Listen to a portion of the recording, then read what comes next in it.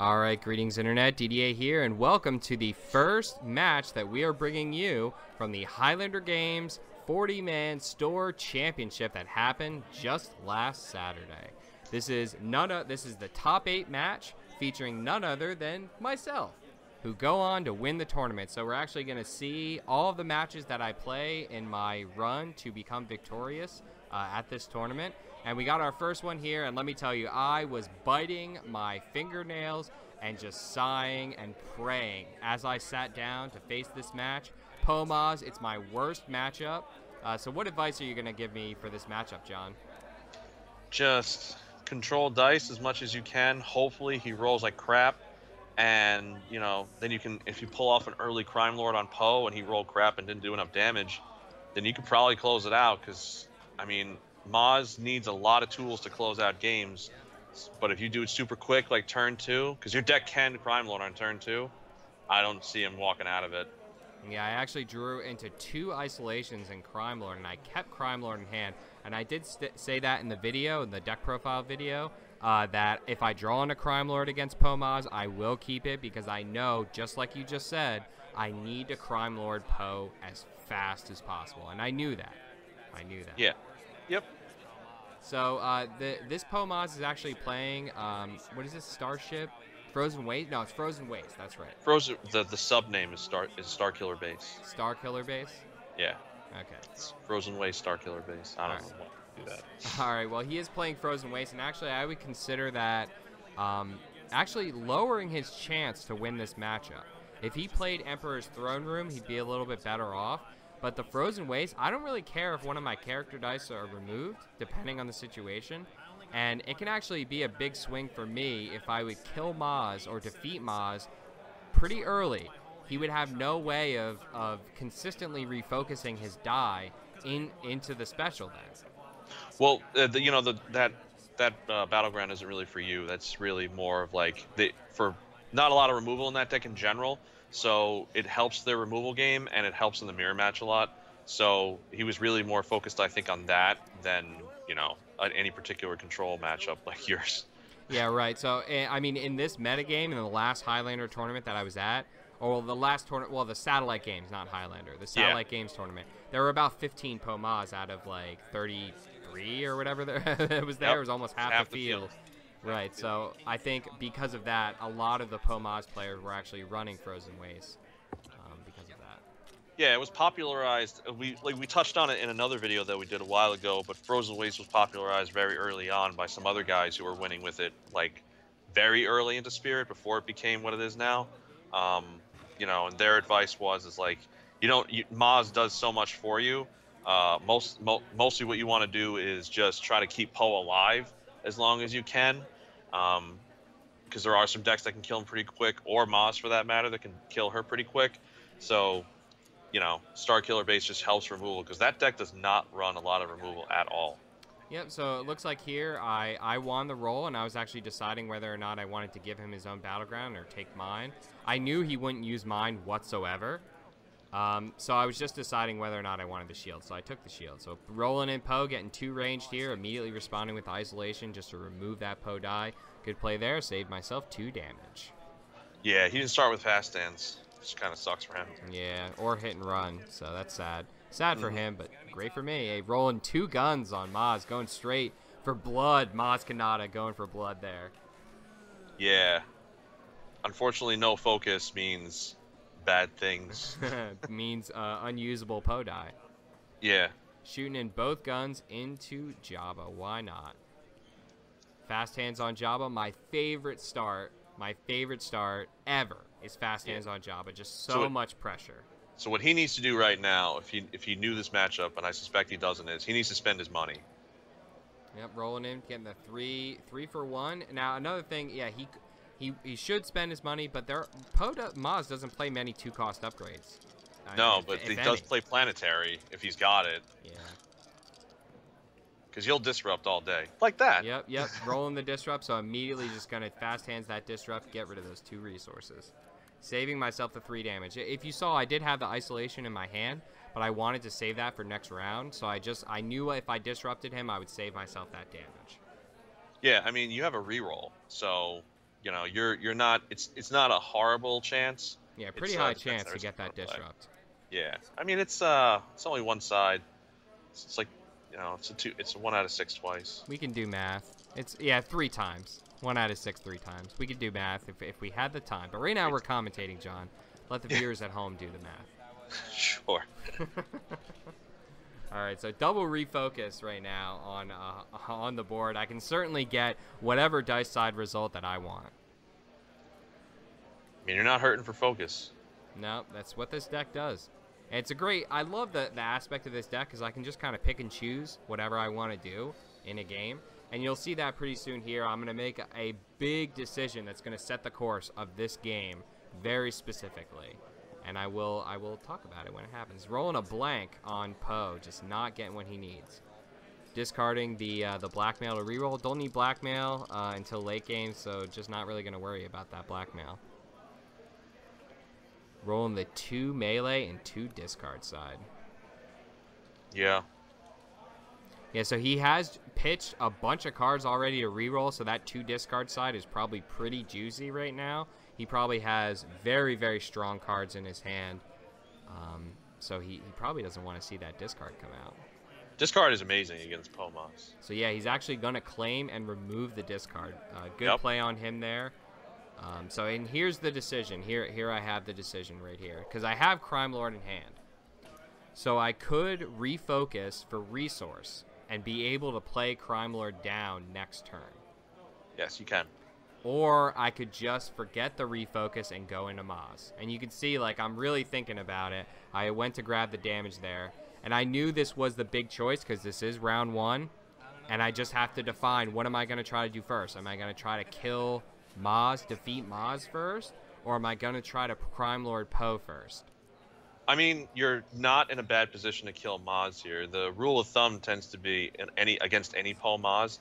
If he doesn't have fast hands or throne room, killing Maz first is actually more favorable a lot of the time. So I feel like if you remember this, or if this enters your mind, it's probably the right decision, especially if you can burn her down quick. Yep, so I did decide to go for the 2 into Maz and drawing into a lightsaber and and a data pad and an electroshock. All good stuff. There's the hit and run. Hit and run, rolling, getting 2 resources. And he rolled awful. You couldn't have asked for anything better. Yeah, I mean, I'm not gonna sit here and say that my superior plays and superior deck building caused the win of this game. It is, I've played this matchup many times, and I know that it's like 70-30 in Poe Maz's favor. We have tested this personally a few times. Yeah, so I know it's a poor matchup for me. Hey, but sometimes the rolls are not there, and but I still needed to be able to, as a deck, capitalize on it. Because, well, yeah. I mean, it's Poe Maz. Like, you can't, he's gonna do what he's gonna do eventually. Even if he rolls poorly, so. Yeah, but the neat thing about your deck is that Crime Lord gives you inevitability. So you have only a certain amount of time. He doesn't have any way to disrupt you. So the longer he takes, the higher the higher the probability of you winning goes up a lot. For sure. Yeah, rolling double refocus on eJabba there, looking for that disrupt or discard, but just didn't get it. Refocusing into the resource. I have a lot of stuff in my hand that costs a lot of resources right now. So I'm thinking I might want to play down that lightsaber, and then likewise have the resource for either the electroshock or isolation if I need it. So he's resolving all those resources. I mean, he has 5 resources. I feel like we're going to be seeing either a U-Wing or a Millennium Falcon come down very soon. Getting that resource, just playing it safe. You know, I don't know what he's doing with those resources, so I didn't want to like make too much of a risky play. Gonna shoot down the Millennium Falcon. I mean, at this point in the game, you get down a Millennium Falcon on round 2. I mean, yeah, he's not activating special, but we got value on the board. Value. Yeah. Shooting down the lightsaber, I added this in, and it quickly became, in this tournament, one of my favorite cards in this deck. Lightsaber, just so much power on the board. Getting the Millennium Falcon special, can go for an electroshock if he wants. Yeah, the redeploy is a big deal though. But if it didn't have redeploy, you'd definitely be better off with a Kylo saber. Yeah. Yeah. Well, not really, because there's two reasons why I play it. I play it because of the redeploy. I also play it because it's a card that I can just push damage with Jabba with. So if they do focus Dooku and I need to push damage with Jabba, I can do that with lightsaber. Yeah, no, you can do the same thing with Kylo saber. Isn't it blue? It's blue character only. Oh, that's true, actually. Yeah. Mm-hmm. No, you're right. You're right. Kylo Saber is blue character only. I'm thinking about Dooku only, but you can put it on Jabba. You're right. Yep. So rolling in the 4 damage on Dooku, got that 1 resource. It's good that I saved that 1 resource because I'm going to get Maz down really close to death right now. That was a good roll. Yeah, it was. Re-rolling, getting that 3 discard on Millennium Falcon. Damn good roll there. And actually, like, the discard is very strong against this deck. I have a really good hand right now. So, just kind of weighing if I care about the 3 discard. I cared, but not more than I care about doing 4 damage to Maz.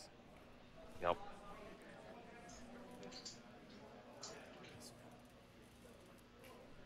So, yep, getting the 3, getting really good discard there. The Crime Lord, the Isolation, and just going to respond by claiming and taking out that Maz deck. Hey, people. People, I just claimed against a Poe Maz deck. Control Dooku, one of the slowest decks in the format, probably. Oh, the only thing slower is like 3 and 4 character decks.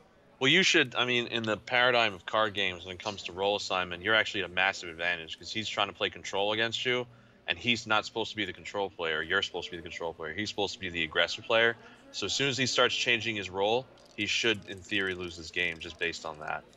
Yeah, I mean, he's just playing with what the sides are giving him. He did roll aggressive, and he was not rolling refocus on Maz. That's the problem.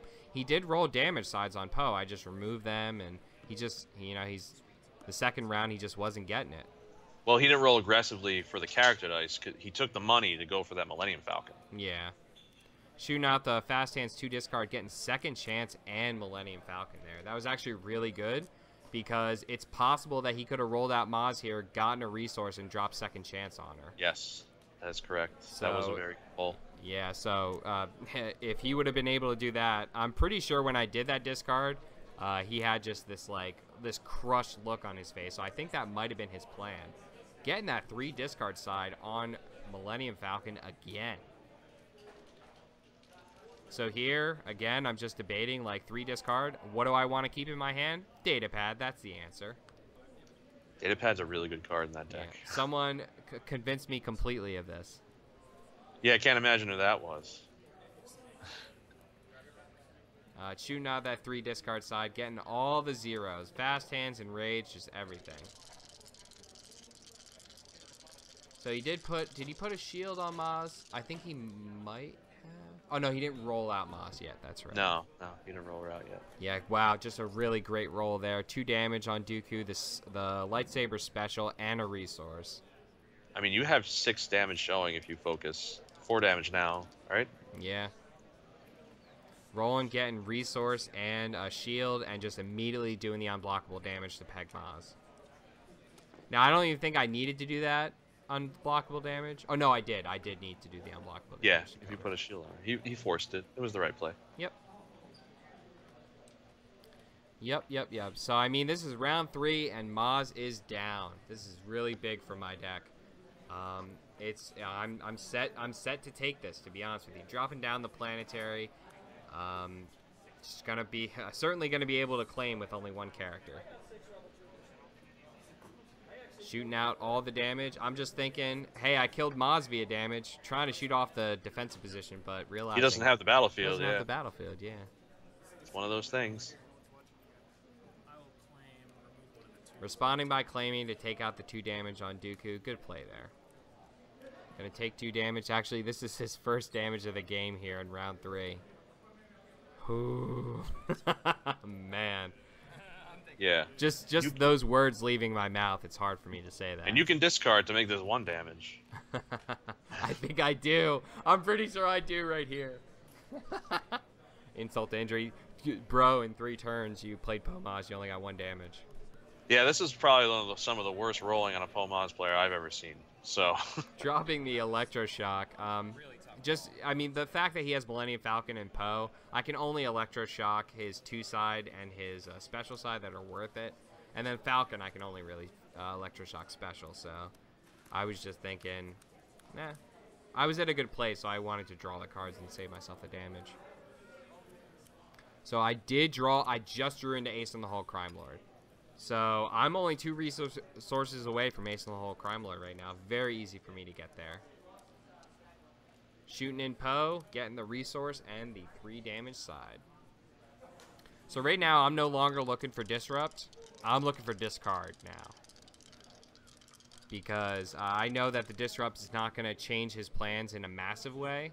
And there it is, 2 discard. Fast hands into 2 discard. Great, great, great. Getting the DL and the Cunning. Yeah, he couldn't even play the Cunning. Yeah, right. Shooting out 3 damage, going for Jabba. The correct play there, sir. Yeah. That's the thing, but your Dooku is getting loaded up in the meantime. Yeah, I mean, here's the thing. If he would have shot that 3 into Dooku, I just would have immediately played Crime Lord. If I couldn't Ace in the Hole it, I would have just played Crime Lord on Jabba then this turn. Yeah, but he rolled the Millennium Falcon special, so he has the ability to get rid of the Crime Lord die. Mm-hmm. Yep, yep, yep. So getting a lot. There's the resources I need. There's 2 resources right there, and I have double refocus on board. So. Well, you also have a Mind Probe and a special on Holocron. You're rolling really well. Like, let's just be real about that. Hey, man. Sometimes you roll, sometimes you don't. Sometimes you roll 3 resources on Pomaz. You should have looked at him right now and said, sometimes you're the Louisville Slugger and sometimes you're the ball. Oh, getting the 2 resources there. Just I'm setting up right now. I got Crime Lord in hand. I'm ready. Shooting out the special. Hey, this is the first post-special game, round 4. Yeah, shooting out the U-Wing for 2 damage on everyone. He's so far behind. I know. Dooku's just really strong in this match comparatively. Yep. Yep, yep, yep. So right now, I know what my goal is. My goal is Ace in the Hole Crime Lord. So all I'm doing right now is I'm just doing other things to make him forget that I have 5 resources and refocus sitting on board. Yeah. So I'm just like, oh yeah, I'll Holocron special. I'll throw it on this Mind Probe, sure. Yeah, I think I'm gonna do that 1 damage. That seems good. Yep, and he's gonna, and here it is right here, the claim to remove, and yep. Now you got him. Ace in the Hole Crime Lord. Just immediately extending the hand with the refocus. Double handshake. I was so flabbergasted that I was able to win this matchup. Like, I mean, I understand it was because of rolls, and I'm not going to say that I'm not going to say I had superior deck building or something like that. This was because of rolls. This is a poor matchup for me. I played the anti deck, and that's why I won the tournament, because the rest of the tournament was all anti-Pomaz, and that's what my deck's good against. So, just really great game. I mean, he just didn't get the rolls. You know, I played the player before. I've seen him at other tournaments. He's a good player. He just didn't get the rolls that he needed, but we'll have to see how the rest of the tournament unfolds. Yeah, I mean, that was some of the worst Pomaz rolling I've ever seen, like, ever. So, it's unfortunate. Sometimes the dice just fall a certain kind of way. There's not much you can do about it. But, hey, either way, whether or not he played, to your credit, whether or not his rolls were good or bad, I still think that you made all the right play decisions in the meantime. There weren't any clear play errors on your part, so maybe it takes a little bad rolls for you to win this match, but if you're playing that well, it's still some credit to you anyway. Well, thanks, bro. Well, we'll see you everyone next time. This is top 8, and we have the top 4 match next, and then the inevitable final. So we'll see you next time. Stay tuned. Please subscribe to Random Number Gaming.